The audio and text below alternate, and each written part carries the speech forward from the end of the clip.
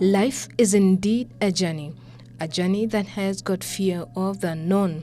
To the courageous, the journey still has to continue, no matter what. According to Shannon Alder, when you give yourself permission to communicate what matters to you in every situation, you'll have peace despite rejection or disapproval. Putting a voice to your soul helps you to let go of the negative energy of fear or regret.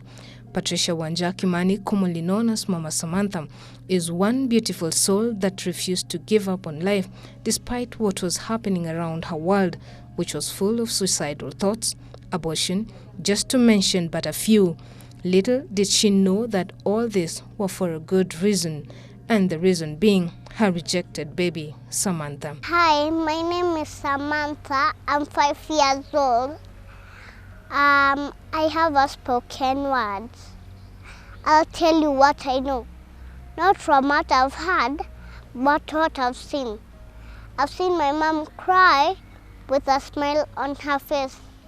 And when I asked her why, she asked me, how can a mistake be so sweet? I am the mistake. Mom's sweet mistake. She was only going to look for a job, but here I am. My name is Patricia Wanja Kimani. I was born in Naivasha in 1993, so I am 26 years old.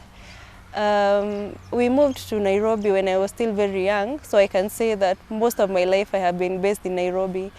So I have studied in Kangemi since class 1 to class 8, and upon doing my KCSE, I got admitted to State House Girls High School, and that's where I spent my 4 years of secondary education.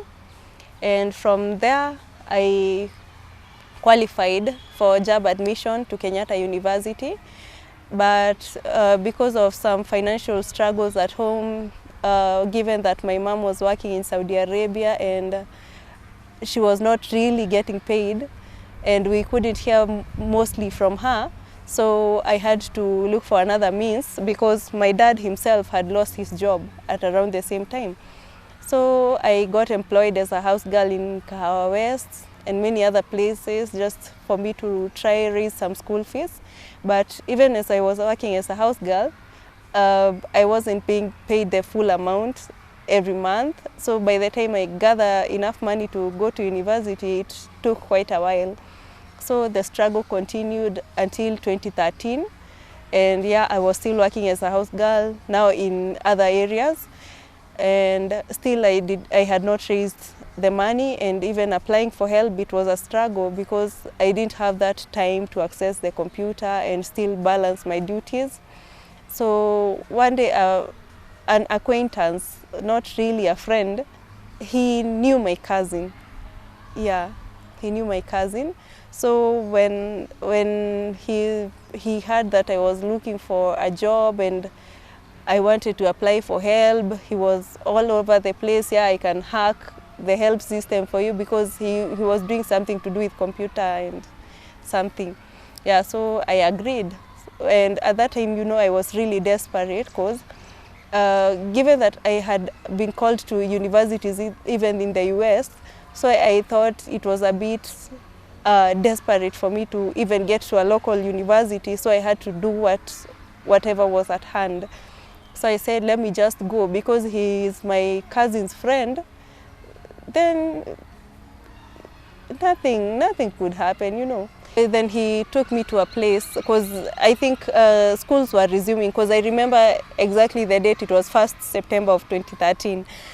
So when he came, it's like he was coming from home so that he could also open school like the following day or the day after. So when he picked me, we went to a very small house. It only had a bed and a mattress, no beddings, nothing. Like I didn't even have water to wash my face.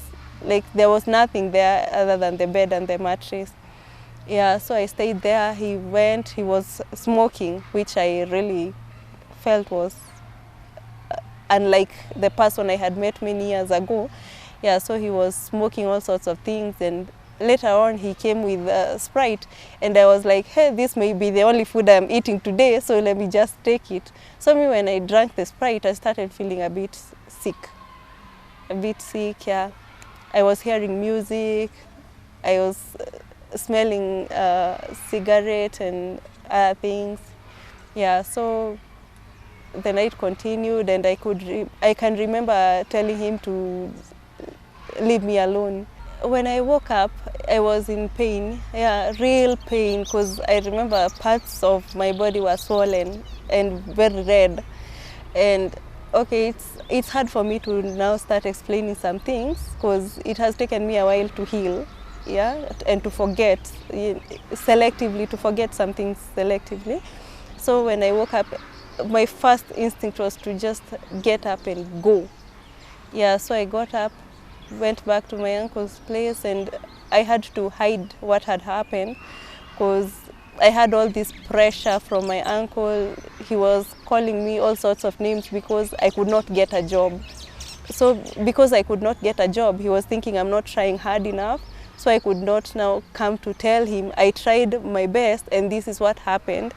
Yeah, because anyway, this whole thing of ndiwe ulijipeleka, unaona, I tried to stay away from that kind of statement, so I just hid it completely. Most of them only came to find out last year when I posted it on social media. They only came to find out last year. So it took me a while to even, that whole situation, that whole pain and everything. So when I slept and woke up now the following day feeling a little better, I told my uncle, I have tonsils. Could you give me some money? I go to hospital. So I went to hospital, I explained, the doctors told me to file charges against the guy, but my heart was saying, I don't even want to see this person face to face, even if we have to argue in a court of law. Like, this person already has the upper hand, because at least he had the money to get into university, so already he has the upper hand. So I said, as long as I don't have HIV, a baby I can deal with. But now they gave me the P2 and whatever they could give me to prevent HIV and everything else. Yeah, so that's how I grew up waiting. So when the month came to an end and I realized I had missed my period, I was in shock, definitely. I was in shock. But I remembered someone who told me, if you don't accept a child from the word go, that child will grow up with struggles. So I said, let me accept it now, even if I'll think about something else later. So when things when things went wrong, eventually, like a month afterwards, and because I had already told my mom and she reacted very badly, she called me all sorts of names, of course, she was disappointed. But at this point, remember, I'm still not telling anyone what had happened. So everyone took it like a normal situation, yeah? So I accepted the criticism, the judgment, everything that came my way, I accepted. But at some point I was feeling I should really try to get rid of this, because if nobody is accepting me, where am I taking this baby anyway?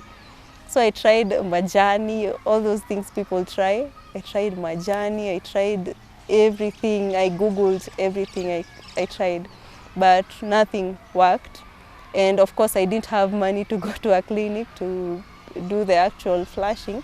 So I told God, fine, I'll wait.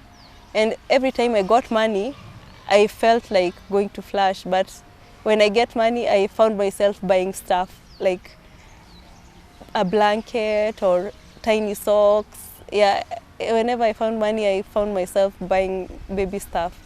So eventually I accepted it, and I was hosted by my aunt in Naivasha, and that's after I had no place to go, because at some point I could just go to Tao and stay there until night. And then when the night comes, because I have nowhere to go, I could just go to the club, stay there the whole night, because that's where people stay the whole night for free. So I could just go stay there the whole night, buy maybe one soda for 30 bob or 50 bob, drink until the night the night is over, then morning I just go visit people. Yeah, that was like the trend at some point. So when I talked to my mom, and my aunt was hosting me in Kawangware, and she was a bit critical of my situation and everything, so they agreed that I have to go stay in Naivasha, where there was no electricity, nothing. So, and that was better because at least I had a roof over my head. So I went to Naivasha, I stayed there. So I got employed at a mineral water company, and the work was hard. At some point I had to be admitted in hospital because I almost lost my body. They were saying if it's too severe, then I'll just have to lose the baby anyway, because if it cannot be restored. Yeah. So they confirmed it was not so severe, it could be cured medically, and I was hopeful. That's now the point I realized how badly I wanted to keep this baby, because yeah, at first I was like, I prayed something would happen and I would just miscarry or do something like that. But now it was happening, actually happening, I was so sure I don't want my baby to die. I was sure I want to face every challenge with the baby now. Yeah, so God is faithful. She survived, yeah, and we were still doing well. And yeah, she went on until now she was born.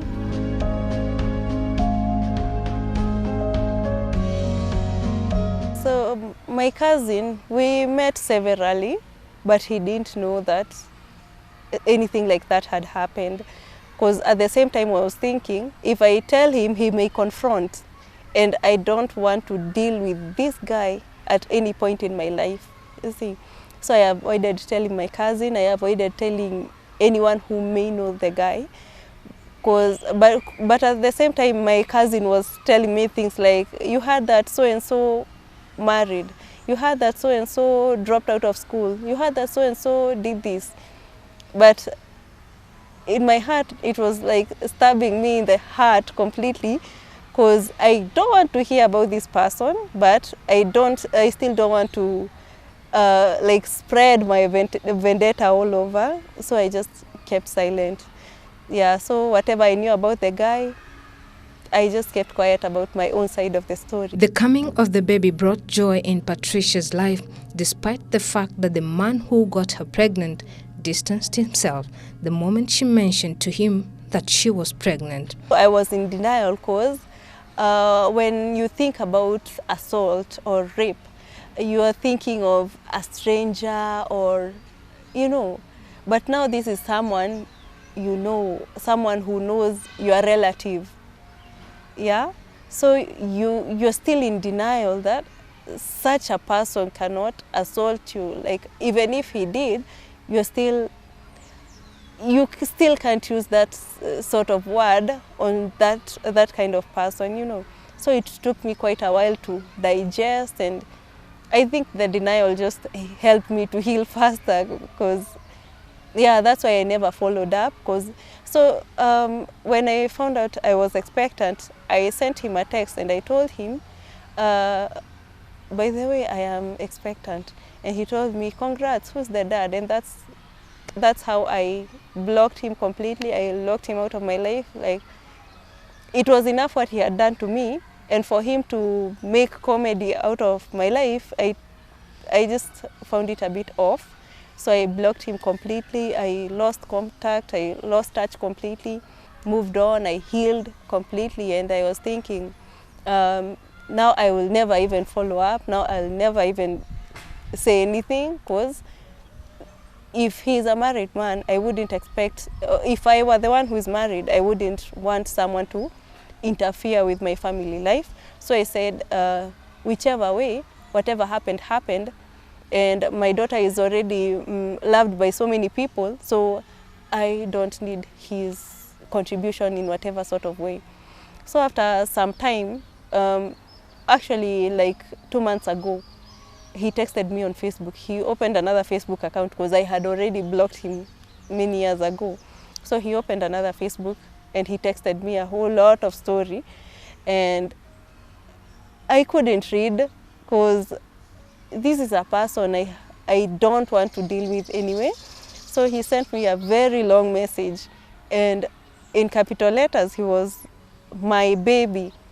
And I didn't read the whole thing, but when I saw my baby in caps, I just wrote my number there, and I told him, call me and tell me what you want, because definitely I can't read this whole thing.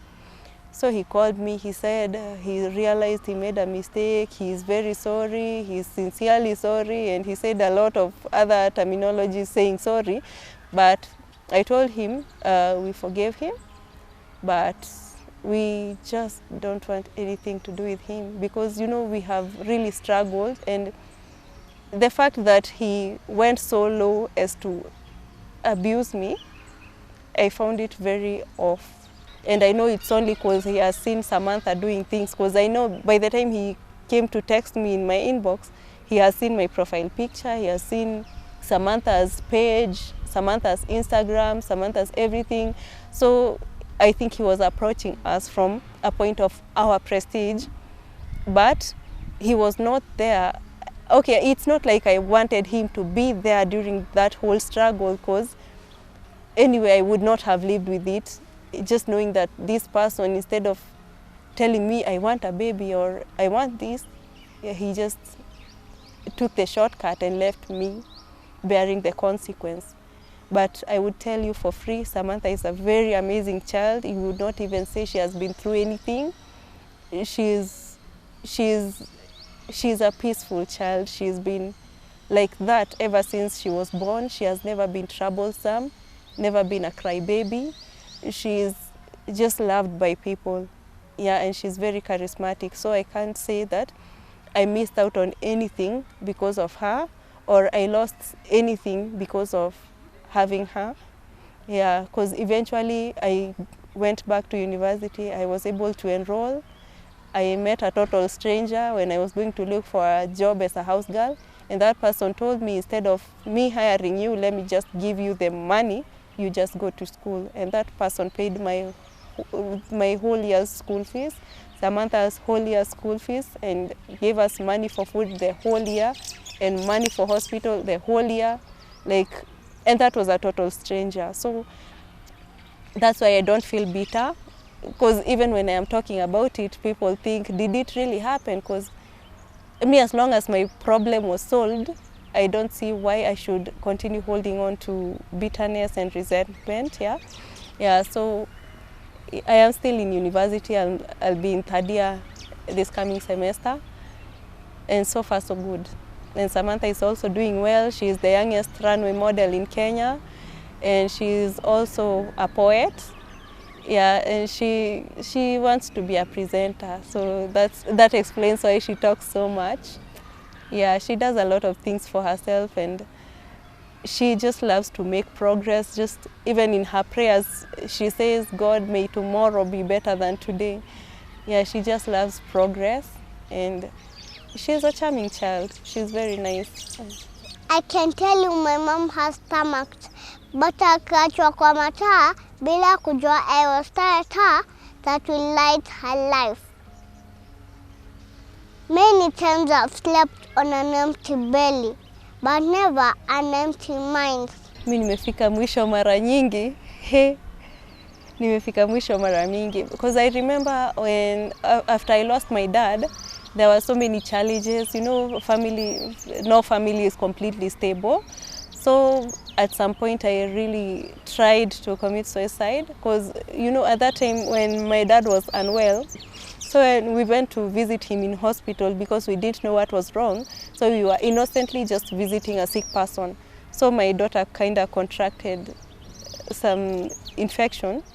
Yeah, and it was really tough. So she was put on TB medication for some time. So I took all those pills that my daughter had been given in hospital, and I swallowed all of them. And it was painful. It was really painful. So when I looked at her, she's always been a beautiful child. So when I looked at her, I felt a lot of regret, because I was like, okay, I want to die. Who am I leaving her with? Because while I was pregnant, nobody was hosting me, nobody cared about me, so who am I leaving her with?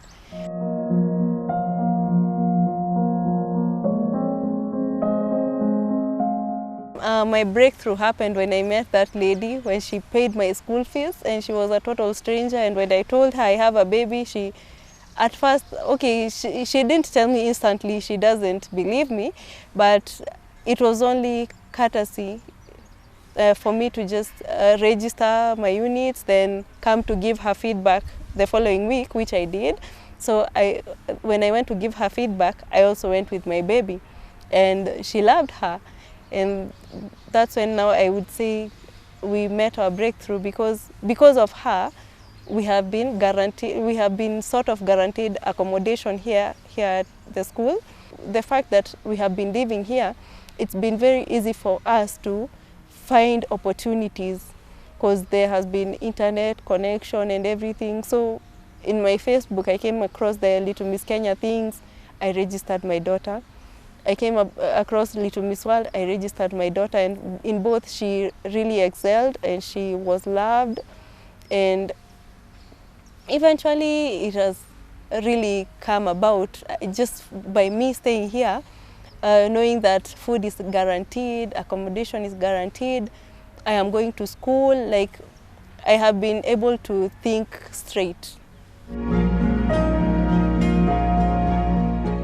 When I told my mom that I have found someone to pay my fees, she was really happy. She was like, oh, I knew it. I knew this would happen. I knew you would go to school, and I knew it was not my money that will take you there. Yeah, so she was very happy for me, and for herself, she's very proud of me. Yeah, so I can say in all these three scenarios that God has been faithful, first of all. And another thing, I feel like I have that purpose to fulfill that is not small. And the fact that I have been through it all and I have survived it and I can still stand and smile, I think I am in a better position to talk to someone who is going through the same or maybe worse. And it gives me a sense of empathy. It put me on a higher position to empathize with someone. From the three scenarios, given that I tried suicide, it did not work. I tried abortion, it did not work. Then I come to Nairobi and a total stranger just helps me get like the breakthrough of my lifetime. I would say, first of all, God is faithful. And also, I have a purpose in this life that I have to fulfill, which can never be cut short, like no matter how I tried. Yeah, so I think I just want to live and fulfill that purpose. And yeah, it's just been encouraging me to just wait on God. And for those things I've gone through, I feel I'm in a better position to empathize with people who are going through my situation, or maybe worse or better. So I would say those scenarios have helped me to put myself in someone else's shoe. Hi, my name is Samantha. I'm 5 years old. I want to be a presenter and a pilot and a doctor when I grow up. My mom loves me. You know, I don't have a father. It's like my father denied me. He left me when I was a baby. So I have no father, I just only know my mom. Yeah. I will just only want to see my mama because I only know my mom. Word of advice, first of all, every situation is different. Yeah, so I would say that no matter what happens, God is always aware, and nothing just happens without a reason. And to single moms, sometimes, yeah, it's okay to feel bad. It's okay to feel bad, but it's also okay to communicate with a friend, because I know most of my problems I went through because I did not have someone to talk to, and at the same time I did not even want to talk to anyone. So I would feel like talking to someone would really help. And also, no matter what situation you're in, as long as you are alive, don't give up.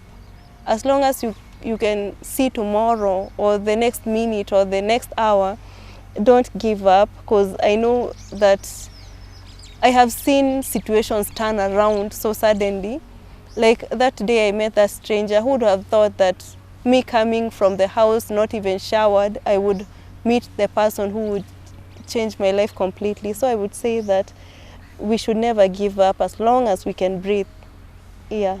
It's better to be homeless than hopeless.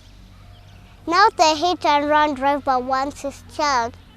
Which child? The one he's never held, the one he's never fed, the one whose existence he denied. My mom has 2 left feet, and you, man, you are a deadbeat. That's why we won't dance to your tune. Double dose for mom and I. Peace. With all this, we can just conclude by saying, God's purpose in our lives shall always prevail, no matter what we go through. Therefore, stand strong amidst all negativity.